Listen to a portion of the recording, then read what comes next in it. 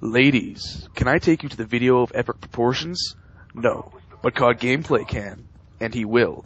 And I will too. So will you? I hope so. I know so. Dualcom? Okay. What's up guys, COD Gameplay here, and as you heard by the intro, I am with one of my friends, Delta Canuckian. Why don't you introduce yourself? Hey guys, my name is Delta Canuckian. I make videos and post them on YouTube, and I don't just play Call of Duty, I play a lot of stuff. But this is some Call of Duty since we are on COD Gameplay's channel. I know you guys are going to freak out otherwise. Okay, that intro was awesome. That was actually the first time I heard that intro. He's like, okay, I got this. I'm going to do an epic intro. And I'm like, okay. And what does he do? Starts off with an Old Spice epic intro of epic proportions. Yeah, that was awesome. That's going up there. I've got a few of these. I've done one to Dualcom with one of my friends where he had no idea it was coming. He didn't even know that he had completely no idea. He thought I was just going to start off normally, and I came out with that, and it was actually hilarious. Okay, so the first topic we have is about Modern Warfare 3. You want to start us off on that? Yeah. This is going to be interesting because, as I guess reports / rumors have it, there's going to be 3 development teams working on the game. Infinity Ward and Sledgehammer Games are handling the single-player campaign, which interests me for 2 reasons. Because with 2 teams working on it, A, you could get a longer campaign, and B, the head guys at Sledgehammer Games worked at Visceral Games and created the first Dead Space, which is one of my favorite all-time games. So that interests me. However, what worries me is Raven Software is handling the multiplayer. And if anyone played, I know a lot of people like Singularity, and I think some people like Wolfenstein, but to be honest, their netcode, the way the multiplayer was set up was awful, and I know I'm not the only one that thinks that either. My experience with both those games was getting into a match right away, rubber band lagging around for 10 seconds, getting disconnected, and then never being able to connect to a match again. I'd plug my controller in so it didn't die, the battery, and I'd just hit matchmaking, and I'd sit there for half an hour and watch. Wow. Yeah, see, I've never actually played Wolfenstein.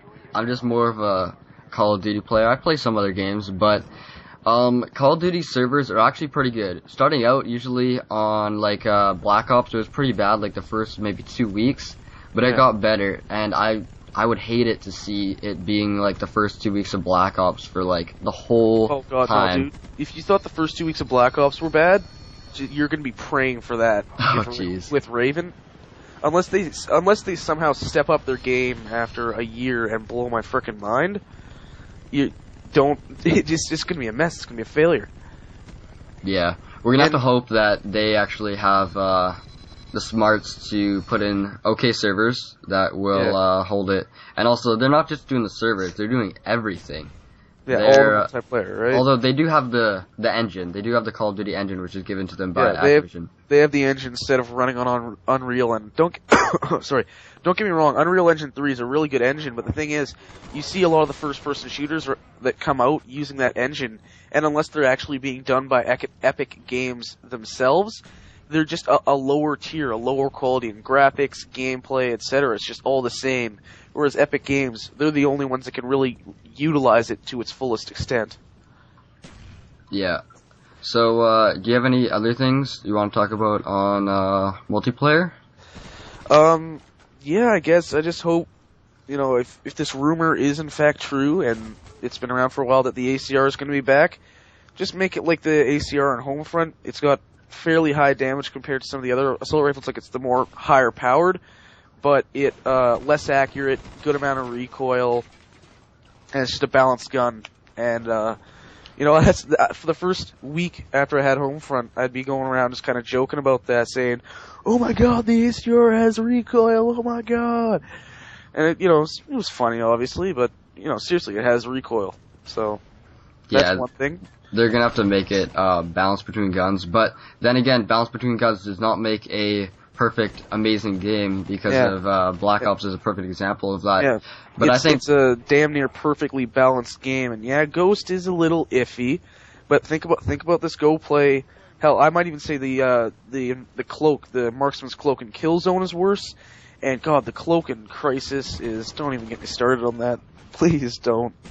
Yeah, I'm hoping that they come out with a lot of guns, because guns are things that get me keep on playing, because I always like using different guns. I don't like using the same guns over and over, so hopefully they come out with lots of guns, and hopefully the graphics are up to par with Black Ops and Modern Warfare 2. If they aren't, so be it, but I'd rather have better gameplay than better graphics, in my opinion. Yeah, well, there's a fine line. If you can have like kind of lower graphics than other games, but you have to keep it at a certain point just so it's on par with others. And as you know, it's going right now. We're switching into another gameplay since we're talking for a while.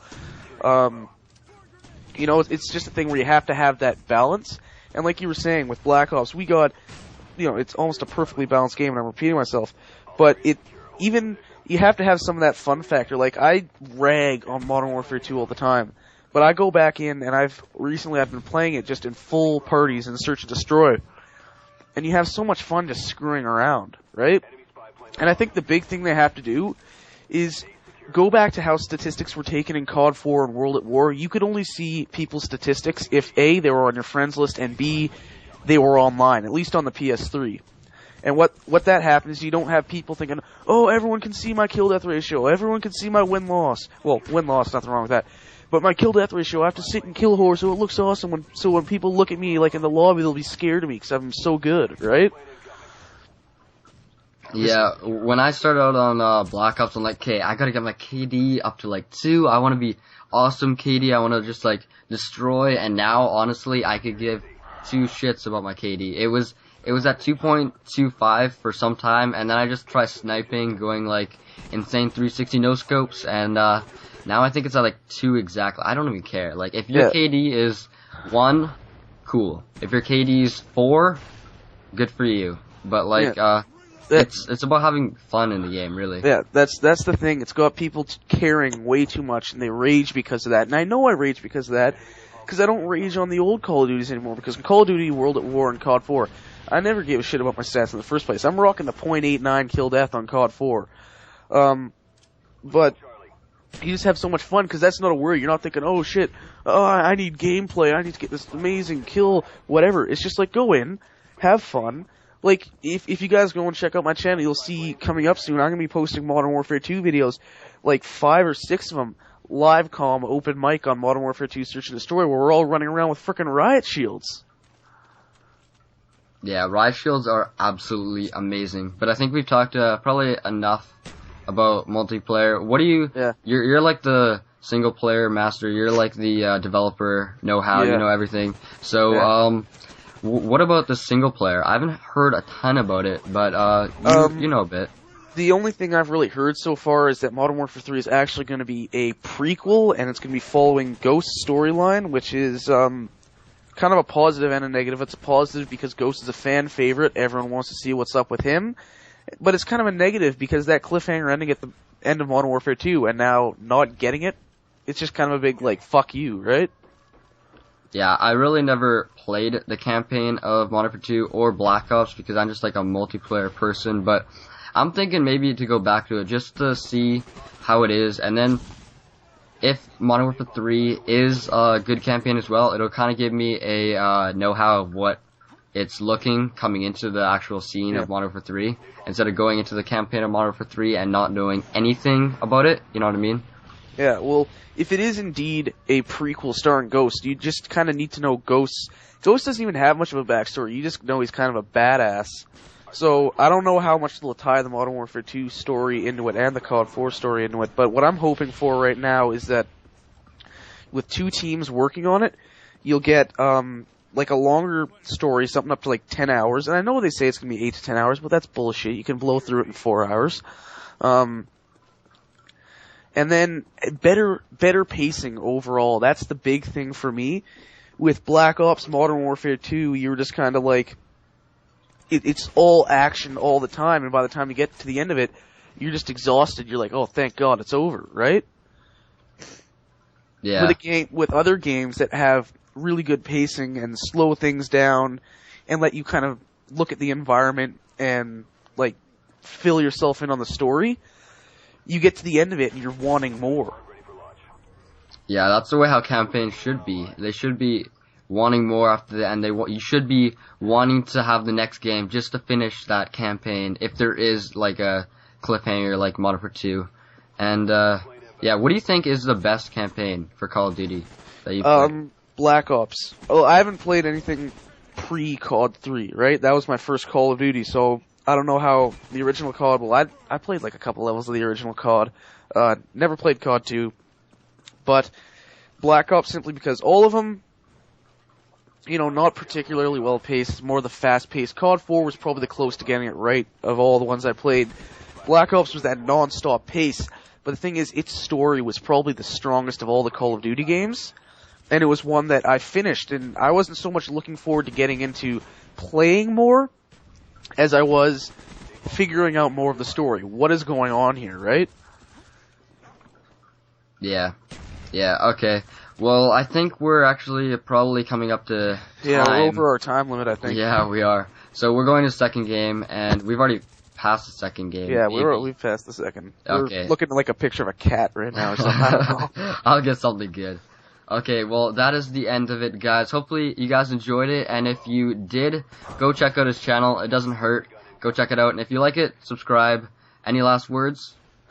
Yeah, if you're gonna head to my channel, you can expect Call of Duty. My big thing for Call of Duty is the mystery box, where you give me a class, I try to play free-for-all or whatever game mode you choose with it, and I'll record live commentary, and I tend to fail at that.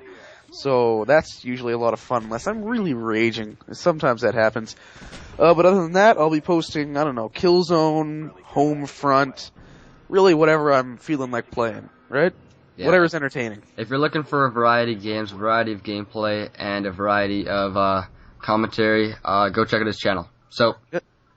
See you guys. See you guys. See ya. Woohoo. Yeah. That intro will make it alone.